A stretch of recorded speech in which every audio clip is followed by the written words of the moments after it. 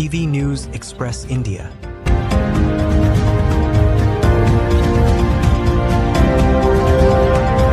आहे महायुती आणि महाविकास आघाडीतले घटक पक्ष कामाला लागले. युवा स्वाभिमान सुद्धा महायुतीतला घटक पक्ष आहे. कसं प्लॅनिंग राहणार आहे?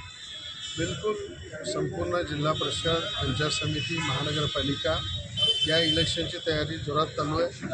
आणि मला असं वाटतं की अमरावती जिल्हा जर आलं तर युवासेना पार्टी आणि भाजप हे एकत्र लढणार आहे. या ठिकाणी महायुतीचे दुसरे घटक हे आम्ही सोबत घेणार नाही, पण याच्यामध्ये भाजप आणि युवासेनेचं दोघांचे गठबंधन राहील. जिल्हा परिषद आहे, पंचायत समिती आहे, महानगरपालिका, नगरपालिका, नगरपंचायत आहे. ताकदीनं लढू, ताकदीनं निवडून आणू, त्याच्यामध्ये कुठली शंका नाही.